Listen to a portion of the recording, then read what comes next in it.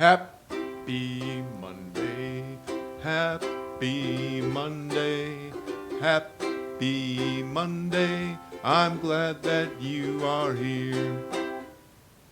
Hey friends, happy Monday, January 31st.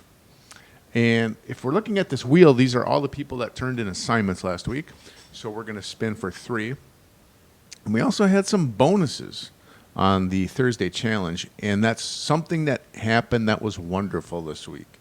And Caleb mentioned it's wonderful when people are kind to each other, and it's wonderful when people help each other by giving them food. So I thought it was a wonderful thought, Caleb. Andrew and Brooklyn both said that they had a wonderful time playing with their twin cousins. Can you imagine twin babies? What a lot of work. But fun, right? And Colin said that one wonderful thing was playing Beat Sabers. I'm glad you like that, Colin. Marnie showed us something wonderful. She sent us a video. Let me see if I can get that video up here, Marnie.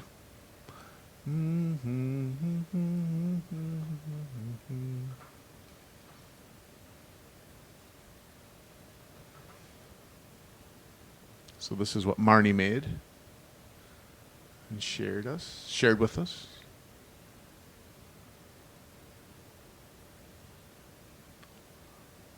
Marnie, you are so creative. How much fun is that?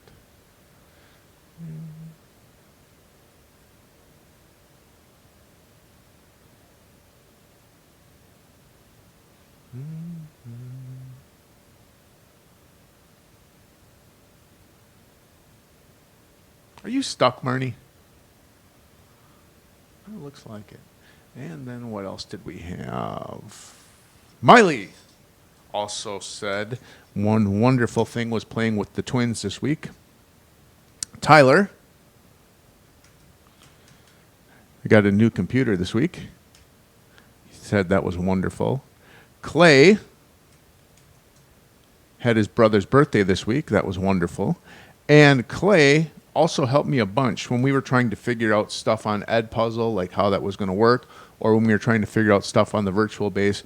He was typing me back and forth, and he would say, this is working, this isn't working, and he helped me through the whole thing. So thanks a lot for that.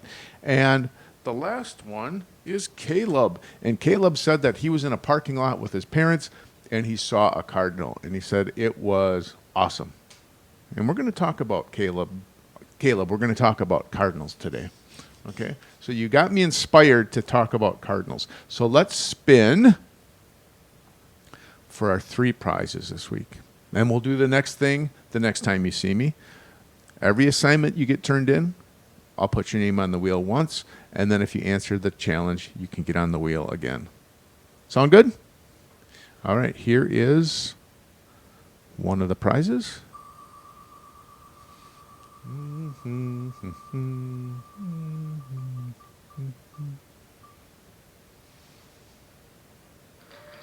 Jasmine, let me write your name down here so that I can send you something else, or send you something out. Jasmine. And next we have...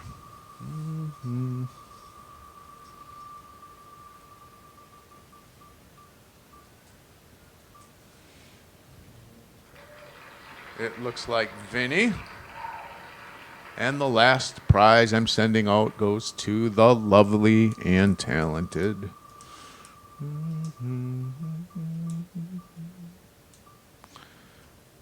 Jenna. All right. Wouldn't it be great if everyone could win? Yeah, I agree. But it's okay, right? It's just for fun. But I will be sending something out to Jasmine and Vinny and Jenna. Okay? So, do you remember when we talked about Caleb mentioned the best thing or the thing that was so wonderful this week is he saw a cardinal?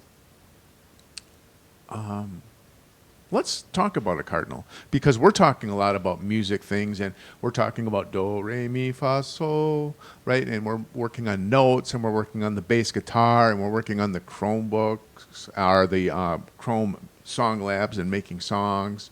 And we're working with the singing guy and sight reading. But birds do this without even thinking about it, right? They're making music. Do you know what a cardinal sounds like? Let's find out.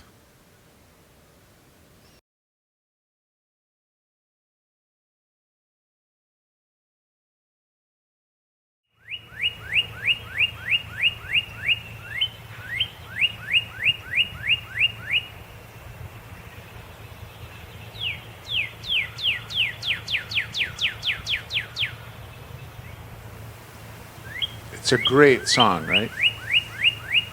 Isn't that cool? But the question I ask myself is, how do they know how to do it?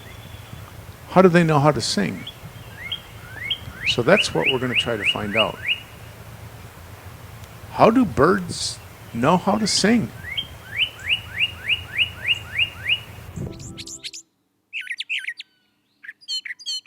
This is a song sung by a brown thrasher, but that's just one of the 1,000 or more that it knows. And it's not the only avian virtuoso. A wood thrush can sing 2 pitches at once. A mockingbird can match the sounds around it, including car alarms. And the Australian superb lyrebird has an incredible, elaborate song and dance ritual. These are just a few of the 4,000 species of songbirds. Most birds produce short, simple calls. But songbirds also have a repertoire of complex vocal patterns that help them attract mates, defend territory, and strengthen their social bonds. Each songbird species has its own distinct song patterns, some with characteristic regional dialects. Experienced listeners can even distinguish individual birds by their unique songs. So how do birds learn these songs in the first place? How do they know to mimic the songs of their own species? Are they born knowing how to sing? A lot of what scientists know about birdsong comes from studying zebra finches. A baby male zebra finch typically learns to sing from its father or other males, starting while it's still a fledgling in the nest. First comes a sensory learning phase, when the baby finch hears the songs sung around it and commits them to memory. The bird starts to vocalize during the motor learning phase, practicing until it can match the song it memorized. As the bird learns, hearing the tutor's song over and over again is helpful, up to a point. If he hears it too many times, the imitation degrades. And the source matters. If the song is played through a loudspeaker, he can't pick it up as easily.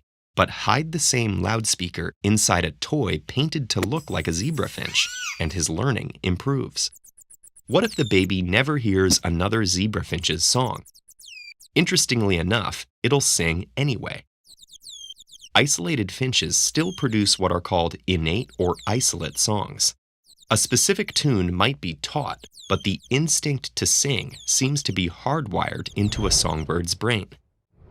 Innate songs sound different from the cultured songs learned from other finches, at first.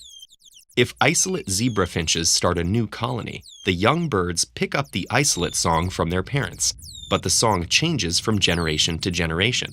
And after a few iterations, the melody actually starts to resemble the cultured songs sung by zebra finches in the wild.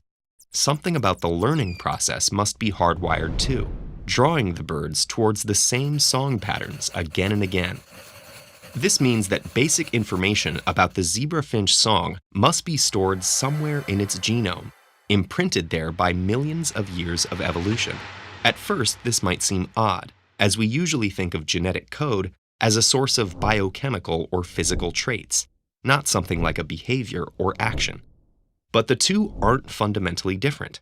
We can connect genomes to behavior through brain circuitry.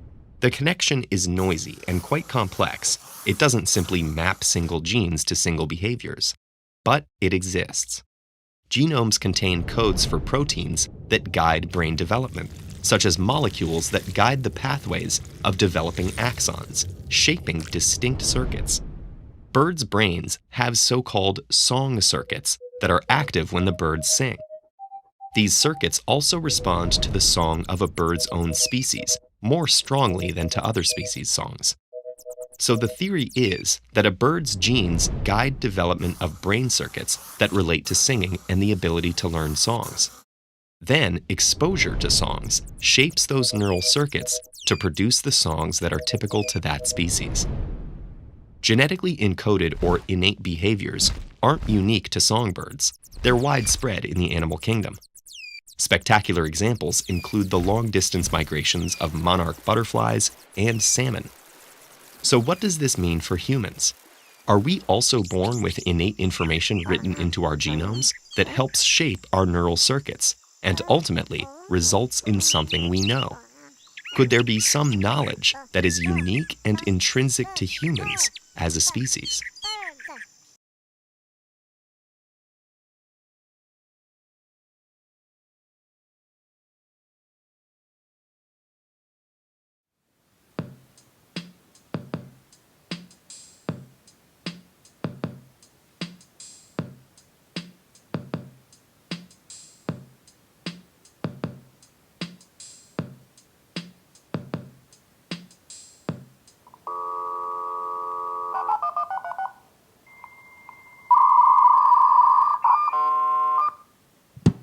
Friends, I'm showing you a spectrogram.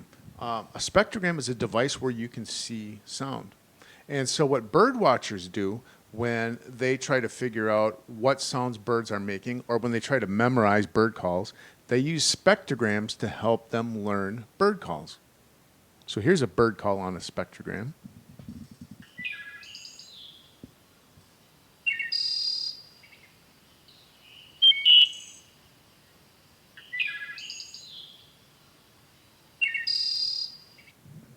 And we're going to take a bird quiz on spectrogram to see how they learn how to memorize bird calls. Now, on this quiz, don't care if you get them all right.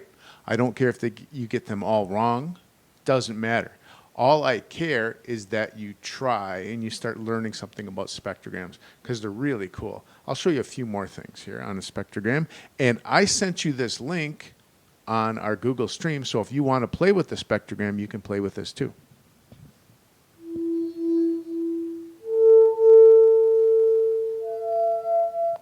Do you remember in the Nutcracker when they did the wine glass song? This is a wine glass song on a spectrogram.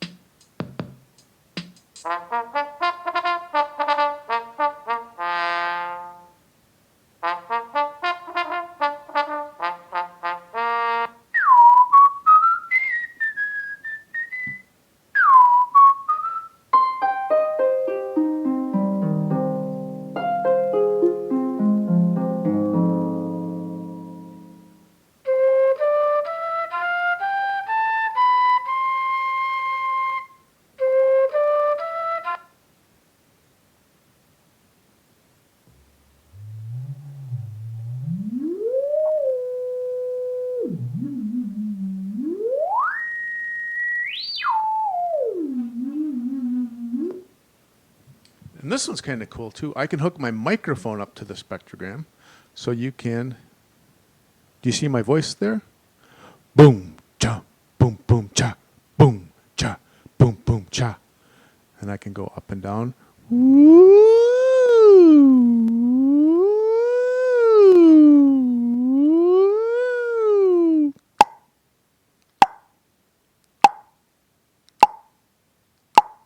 Isn't this great?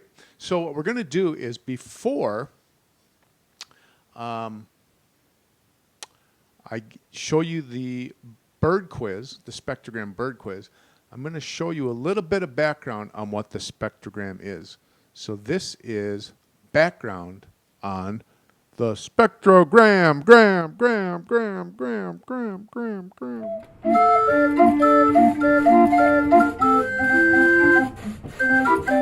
Hi, my name's Evan and I work at the National Music Centre in Calgary, Alberta, Canada. I'm here today to talk to you about spectrograms.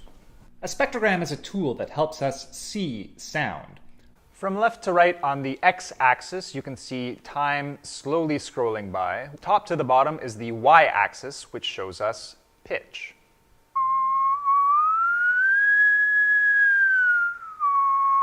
So the lower the pitch, the lower it shows up on our graph. The higher the pitch, the higher it shows up on our graph. This is a lot like musical notation. Volume is shown by the color. Each spectrogram has its own color scheme. This spectrogram uses black for no sound, red, then yellow, and to white for the loudest sounds.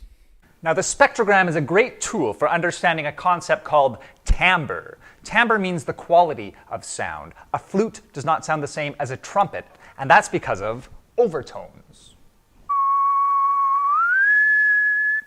Ah.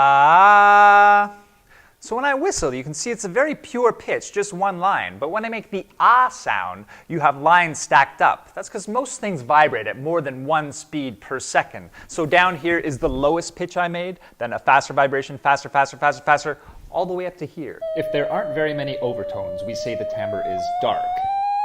Lots of lines or overtones, we say the timbre is bright. When we speak, our vocal cords make very bright timbres, but the shape of our mouth and our head changes the sound. If we could speak without our head, we'd sound more like this. You can probably see that's a very bright timbre with lines stacked all the way to the top. But with our mouth, we can capture some of these faster vibrations, changing the sound.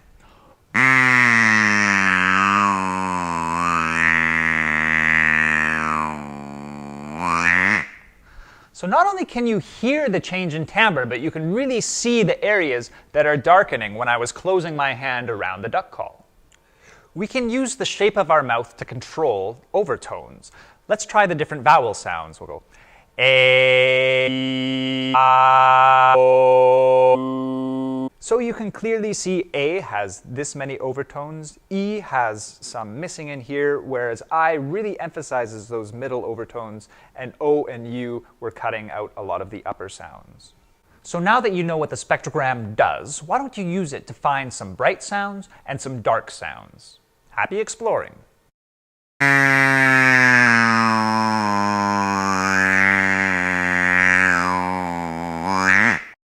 You can explore with the spectrogram that I sent you. Okay. So if you check your Google stream, that spectrogram's on there. Just click on it and just play. So have fun playing on the spectrogram. Now, we're going to take a look at a quiz with the spectrogram as it relates to bird sounds. Okay, so there's going to be bird calls on there, and we're going to see the spectrogram, and we have to guess which one it is. And if you remember what I said before, does it matter if we get them all right or all wrong? It doesn't matter. I don't care if we get one right. I just want you to see how they can group bird calls using a spectrogram. And just for you, appreciate bird calls and appreciate that there's a tool called a spectrogram that you can use to look at sounds and to see sounds. Okay? So let's take that quiz, have fun, and let's learn something. First, let's get you trained. Birders get up before dawn, not just because they're that kind of obsessed, but also because that's when most birds are singing their hearts out. This northern cardinal song is a common early morning sound across much of the U.S., so you might already recognize it.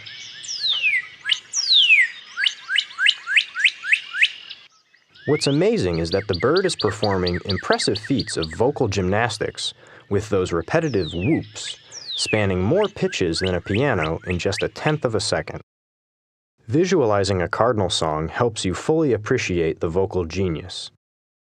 Here on this spectrogram, you see time from left to right and pitch from high to low.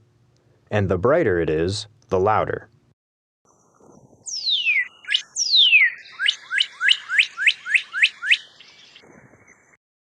Spectrograms stimulate the visual parts of our brain and help us commit song patterns to memory. That's why many birders use them. Now that you've got the basics, you're ready to train your visual brain with Birdsong Hero. To get started, we'll play this tufted titmouse song 3 times. While you listen, compare the 3 spectrograms and decide which one is the correct match. Then we'll reveal the answer. Here goes.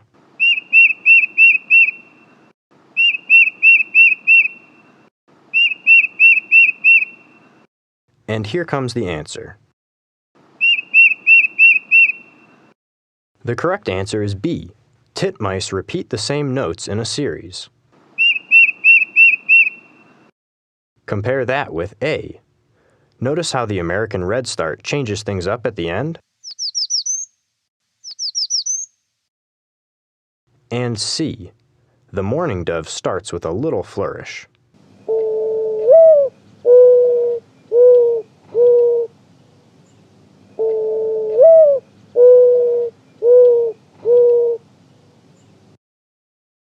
Now let's try the Carolina chickadee.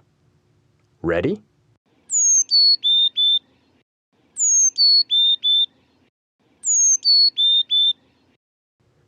The correct answer is A. Carolina chickadees sing 4 distinct notes that step down in pitch.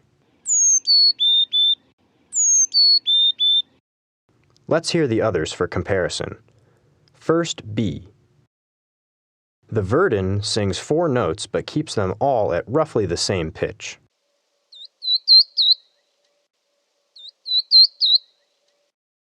And now C. The golden-crowned sparrow steps down in pitch but only sings 3 notes.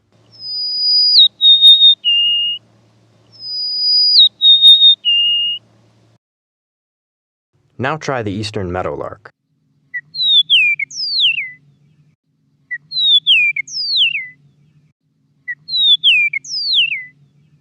Ready for the answer? This time it's B. Eastern meadowlark songs have big pitch sweeps and a nice rhythm.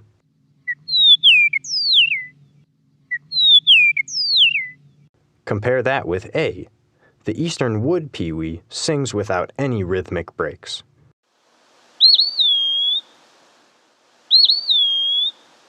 And C. The black-capped chickadee has a compact song with no pitch sweeps.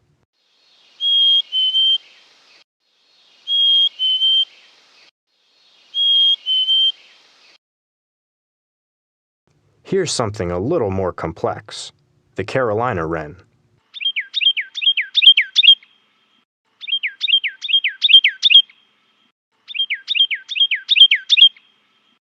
And the correct spectrogram is A. This Carolina wren repeats its pattern 5 times.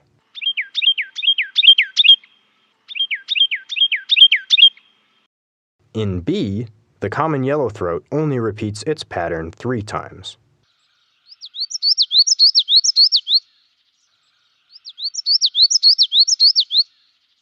And in C, the painted bunting song is overall a little less organized.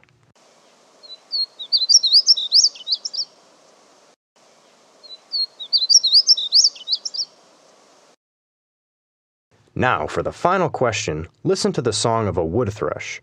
It goes by fast, but it has a lot of character.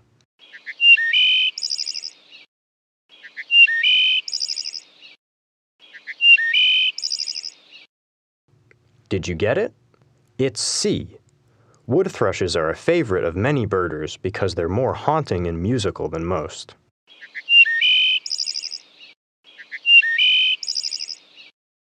In A, the eastern towhee has a similar trill at the end, but a descending slide comes first.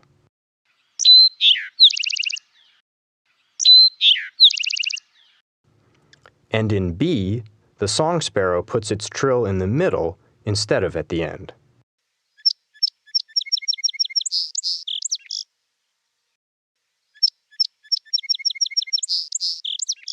That is it for Monday. What I think is if you have any extra time and you want to keep playing, go to Google Stream, click on the spectrogram, and play on the spectrogram for today. that sound good? Okay. So I'm glad to see you again. I hope you have a beautiful Monday. I can't wait to talk to you tomorrow on Tuesday. And as always, friends, I will smell you later.